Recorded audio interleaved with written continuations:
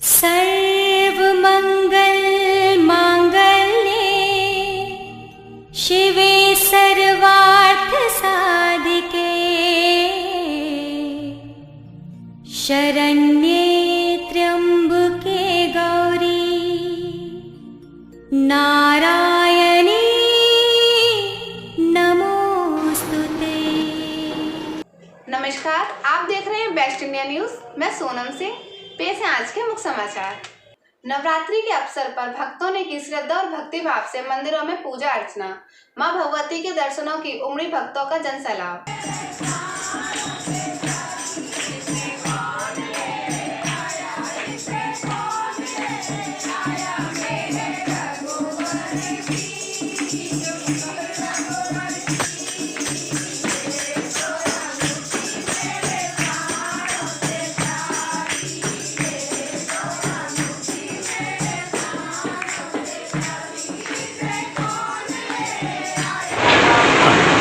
शरद ऋतु की नवरात्रि प्रथम दिन है आज। शरद पूजा यानी 9 दिनों में 9 रूपों के दर्शन होंगे और शुभ फल प्राप्त होंगे।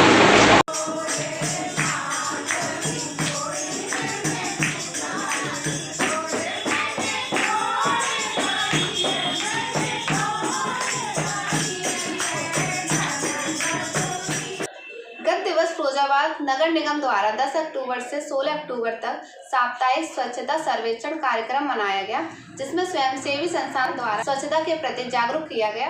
पेश है वीडियो रिपोर्ट।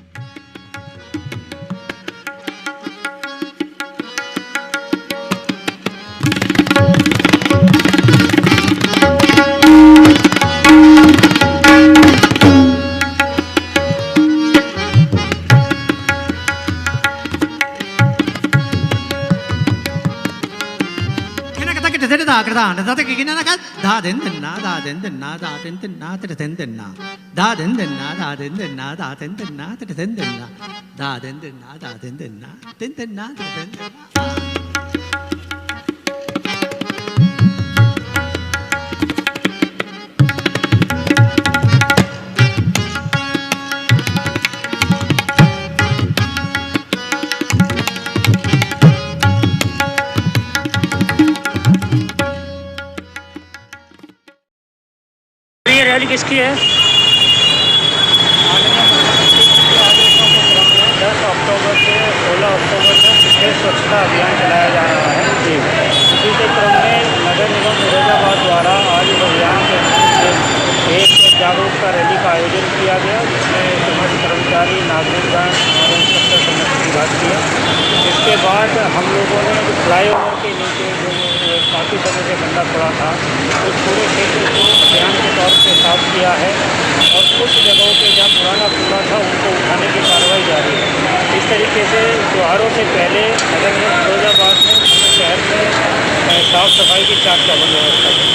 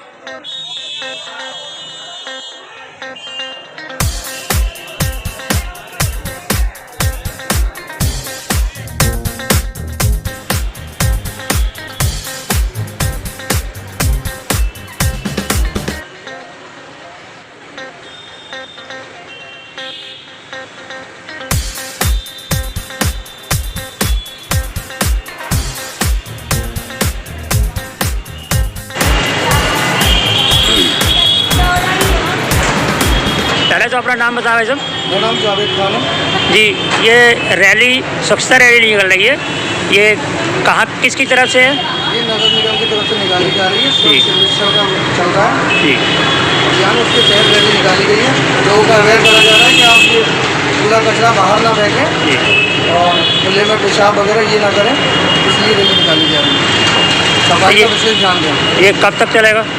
सर ये अभी तो चल रहा है और ये डोर टू डोर का काम भी चलेगा। इसके बाद घर घर से कूड़ा उठेगा, कूड़ा कचरा बाहर ना फेंकें। तो सर ये नगर निगम की जो नहीं, इसका कोई टाइमिंग थोड़ा ना अभी। ये नगर निगम मतलब स्वच्छता अभियान तो हमेशा से ही चलता आ रहा है, जी सर।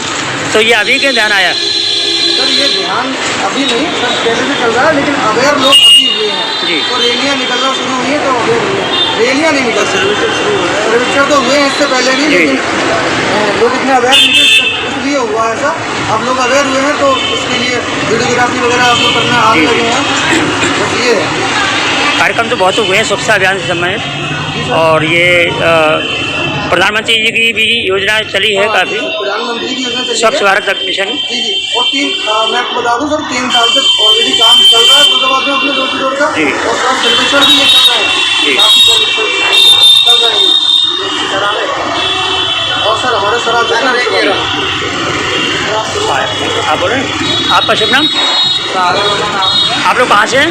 हम लोग नगर निगम की डोर टू डोर का काम कर रहे हैं। अच्छा, आप बोल रहे हैं? सर मेरा नाम काजल है और मैं हनुमानगढ़ से हूँ। जी। और हम लोग ये नगर निगम की तरफ से हैं, ये डोर टू डोर कचरा कलेक्ट कराना, तो उस चीज़ का हम लोग सर्वे करते हैं। जी धन्यवाद।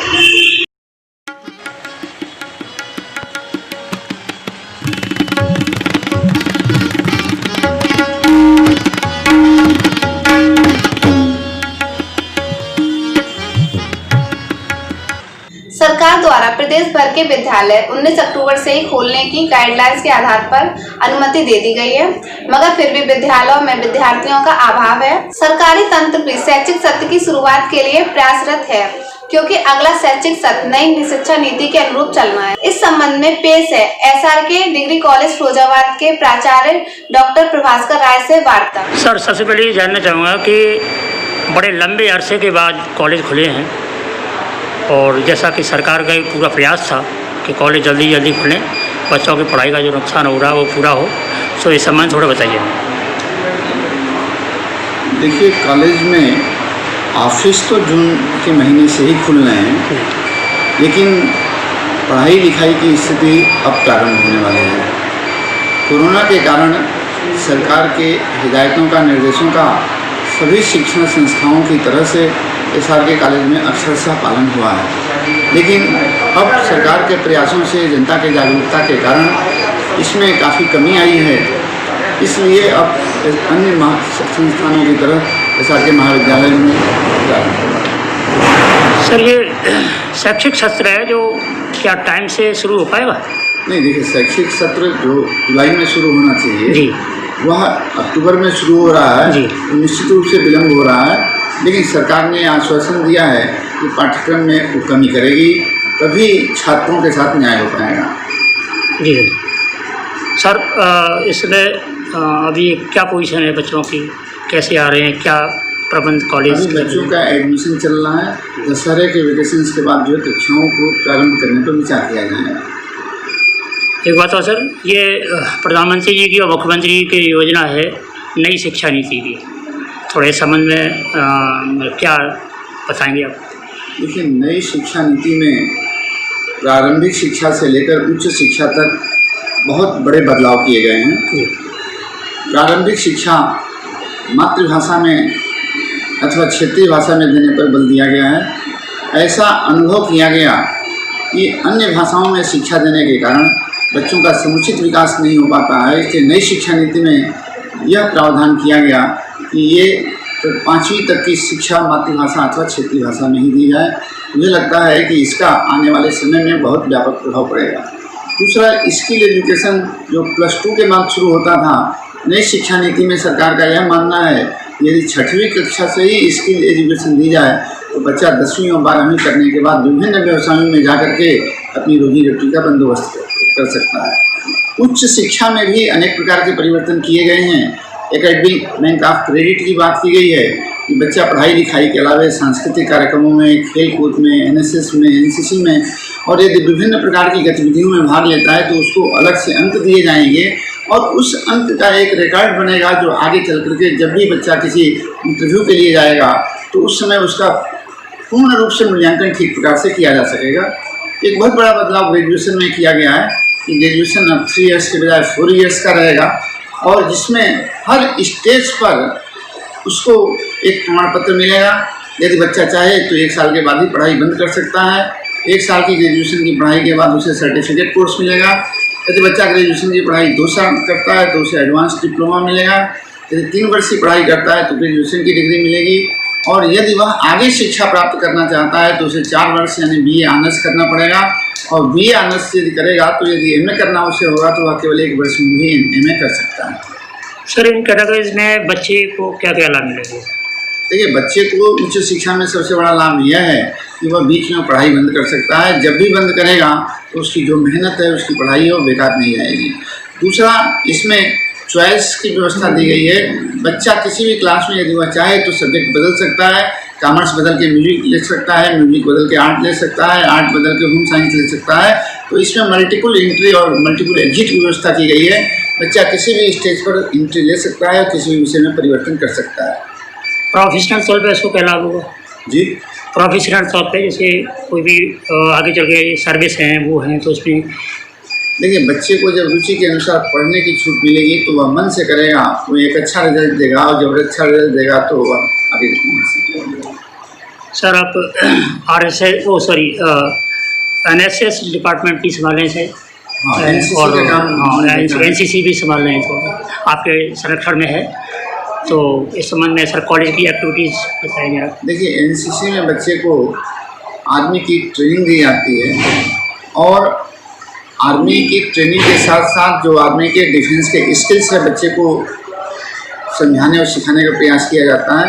इससे बच्चों के जीवन में अनुशासन, संयम, चरित्र और प्रामाणिकता अनेक प्रकार के गुणात्मक और सकारात्मक परिवर्तन होते हैं जो समूचे जीवन उसके साथ रहते हैं। तो NCC के प्रशिक्षण से जो छात्रों की फाउंडेशन बनती है उस फाउंडेशन पर ऊंची से ऊंची इमारत खड़ी की जा सकती है। धन्यवाद। आज के समाचार बस यहीं तक। जुड़े रहिए और देखते रहिए बेस्ट इंडिया न्यूज़। जय हिंद, जय भारत।